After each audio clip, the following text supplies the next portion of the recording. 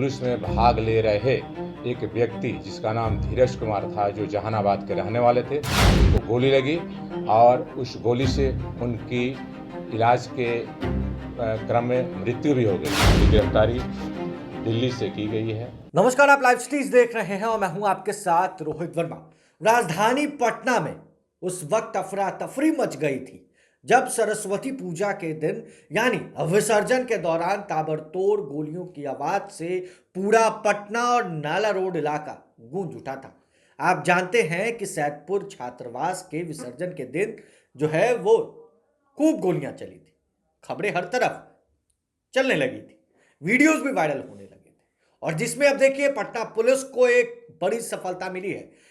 एक आरोपी यानी एक अपराधी जो सैदपुर छात्रावास के जुलूस में शामिल था और ठाए ठाए करता हुआ नजर आ रहा था, जिसमें धीरज एक जहानाबाद के छात्र जो पटना में रहकर सैदपुर छात्रावास में रहकर पढ़ाई करता था, वो जब कारगिल चौक के पास पहुंचा तो गोलियां चलते यानी हॉर्स फायरिंग के दौरान उसकी मृत्यु हो गई थी। पटना पुलिस पर सवाल खड़े हो रहे थे कि आखिर पुलिस के मौजूदगी में कैसे असामाजिक तत्वों के द्वारा भंग लॉ एंड ऑर्डर को करने का प्रयास किया गया था। अब देखिए दिल्ली के मेहरौली से एक अपराधी गिरफ्तार हुआ है।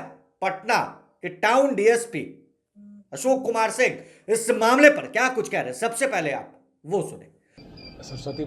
सरस्वती पूजा विसर्जन दिनांक 27/1/23 को निकाला गया था सैदपुर हॉस्टल के द्वारा। उन लोगों के द्वारा विशाल जुलूस निकाला गया था। पूरे जुलूस में असामाजिक तत्व भी शामिल थे और अपने तरह से उन लोगों के द्वारा भिन्न भिन्न तरह से असामाजिक कार्यों को अंजाम दिया जा रहा था। हालांकि पुलिस पूरी तरह से मुस्तैद थी, उनको हर एक बिंदु पर उनको रोक रही थी, उनको चेतावनी भी दे रही थी, उनके साथ थी। इसके बावजूद भी उनके द्वारा कानून का उल्लंघन किया जा रहा था। जुलूस में दिए गए शर्तों का बिल्कुल उल्लंघन किया जा रहा था। सरकारी संपत्ति की क्षति पहुंचाई जा रही थी। रास्ते में जो भी गतिविधियों के द्वारा हो रही थी वह कानून सम्मत नहीं थी।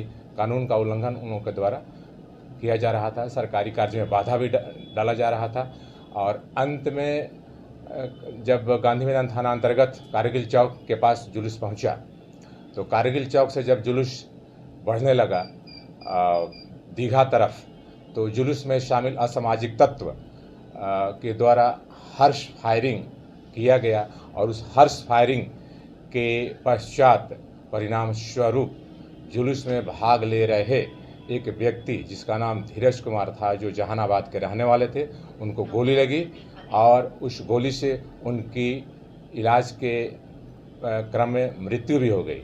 तुरंत पुलिस के द्वारा उनको पीएमसी पहुंचाया गया था घटना के पश्चात, परंतु थोड़ी देर के बाद उनकी मृत्यु इलाज के क्रम में हो गई। इस घटना के पश्चात गांधी मैदान थाना में प्राथमिकी दर्ज किया गया और जो भी व्यक्ति हर्ष फायरिंग में, असामाजिक कार्य में, सरकारी कार्य को बाधा पहुंचाने में, अस्त्र शस्त्र रखने में, सरकारी संपत्ति को क्षतिग्रस्त करने में दोषी प्रतीत हुए, उनके विरुद्ध प्राथमिकी दर्ज की गई और पुलिस उस समय से ही उन लोगों पर निगरानी रख रही थी और अंततः पुलिस को उसमें से एक महत्वपूर्ण अपराधी जो कि घटना में पूरी तरह से सैदपुर हॉस्टल से ही शामिल था और उसको गिरफ्तार किया गया है। उसने इस घटना में शामिल होने का अपना स्वीकारोक्ति बयान भी दिया है और बताया भी है कि हाँ, हर्ष फायरिंग हम लोगों के द्वारा किया जा रहा था और हर्ष फायरिंग के पश्चात धीरज कुमार की मौत भी हुई थी। उसको हम लोग न्यायिक हिरासत में भेजेंगे और इसमें जो भी व्यक्ति शामिल हैं उनको हम लोग हर हाल में कहीं से भी, अगर वे छिपे हुए हैं, कहीं पड़े हुए हैं, कहीं भागे हुए हैं, तो उनको हम लोग पकड़ेंगे। अभी वर्तमान हथियार बरामद नहीं किया गया है।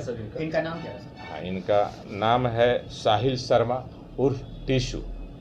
ये रहने वाले हैं बाजितपुर, नालंदा जिला अंतर्गत गांव है, वहां के रहने वाले हैं। इनकी गिरफ्तारी दिल्ली से की गई है। मेहरौली थाना अंतर्गत बसंत कुंज से इनकी गिरफ्तारी की गई है। रिलेटिव है क्या इनका? वहाँ इनका कोई ससुराल पक्ष का कोई रहता होगा, उन्हीं उसी सब। हाँ, फ्लैट या वहीं उस किराए में कोई वहाँ रह रहा था, इनके ससुराल पक्ष का कोई। तो आपने सुना, उन्होंने बताया कि किस तरह से दिल्ली के मेहरौली से उसकी गिरफ्तारी हुई है और गोली चलाने में ये शख्स भी उसी जगह पर मौजूद था। उसने ये कबूला है और सैदपुर छात्रावास के जुलूस को यानी विसर्जन के दौरान ताबड़तोड़ गोलियां चली थी। नाला रोड से लेकर कारगिल चौक तक खूब ठाए ठाए हुआ था, जिसमें धीरज को गलती से गोली जाकर लग गई थी हॉर्स फायरिंग के दौरान। पटना पुलिस लगातार छापेमारियां कर रही थी। लगातार पटना के एसएसपी मानवजीत सिंह ढिल्लों के द्वारा भी यह कहा जा रहा था कि हम लगातार प्रयास कर रहे हैं, छापेमारी कर रहे हैं, और अब देखिए एक बड़ा आरोपी पटना पुलिस के हाथ लग गया।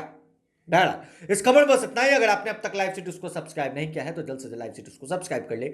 साथ ही साथ हमारे फेसबुक पेज को फॉलो करना, वीडियो को लाइक शेयर करना बिल्कुल भी ना भूलें। धन्यवाद।